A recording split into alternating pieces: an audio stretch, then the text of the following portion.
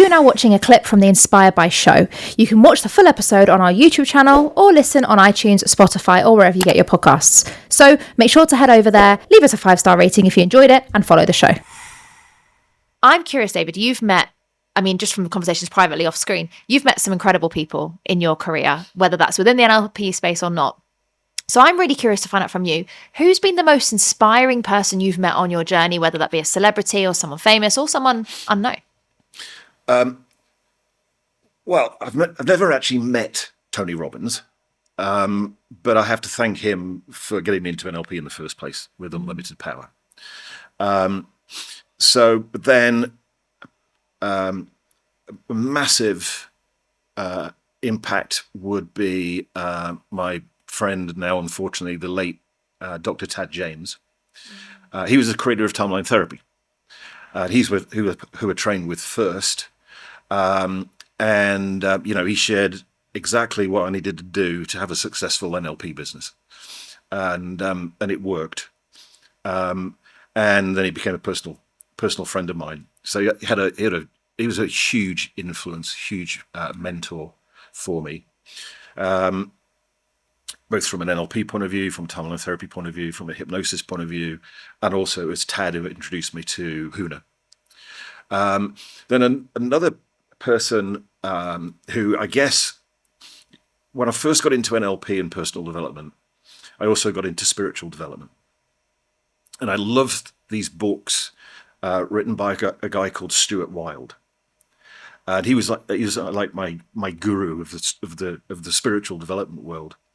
And I don't believe in accidents, but one afternoon in 1992, I ended up spending the afternoon having tea with Stuart Wilde at Brown's Hotel in Albemarle Street, just off of Piccadilly.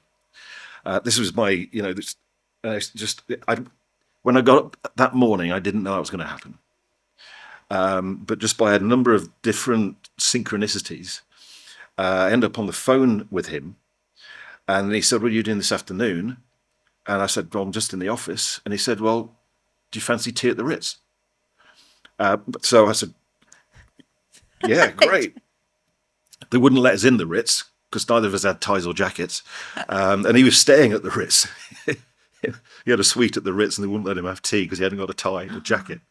So he said, "Let's go to Brown's," and I got to spend the entire afternoon with him. And this is when I was running firewalk seminars, and he just kept saying to me, "David, I don't know how I can help you. I don't know how I can help you." And I said, "Well, one of the things I was interested in was, you haven't run any events in the UK for a while, so I thought about, promoting you in the UK." And he said, "But what would you want to do that for?" And I said, "Well, I think there'll be a lot of people interested in it." "Yeah, but what do you want to do that for?" "Well, I'd be interested in doing it too." "Yeah, but what would you want to do that for?" And I'm thinking, there's a trick answer here. I said, "Oh, well, of course, I want to make some money out of it." He goes, "Yeah, but what do you want to do that for?" And I'd run out of answers. And he said, "David, if you set yourself up as being Stuart Wilde's lackey, everybody will see you as Stuart Wilde's lackey." He said, "But what you've told me this afternoon about what you're doing personally, you don't want to be Stuart Wilde's lackey. Just go and do this stuff on your own."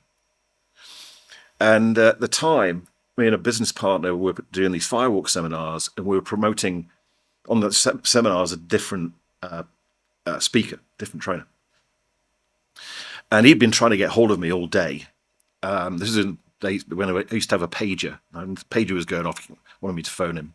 So I phoned him, and he said, "I've been trying to get hold of you all afternoon. Where have you been?" I said, "I've been with Stuart Wilde."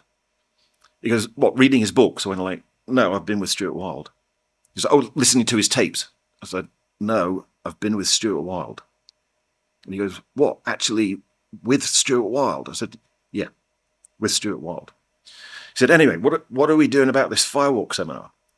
And I said, his name was Sean. I said, "Sean, we aren't doing anything about this firewalk seminar. You're out." And he said, "Oh, I suppose you've got Stuart Wilde doing the seminar for you now." I said, "No, Stuart Wilde isn't doing the seminar for me now." And he said, "Well, who's doing it?" I said, "I am." And he went, "You can't do that." I said, "Watch me." That was thanks to Stuart, that afternoon with Stuart Wilde. That was incredible. really the starting point. That's an amazing story. I got shivers as you were sharing that, because it is that moment for many of us. We just stand up and we just go, do you know what? Excuse the French, but F you. Yep. I don't need you. Yep. Or actually, thank you so much for the offer, but actually, I'm all good. And it's that self-belief. Sometimes we need other people to believe in us and tell us, you can fly on your own, go ahead, rather than us seeing it in ourselves. Yeah. So thank you so much, David. That is such a fascinating story.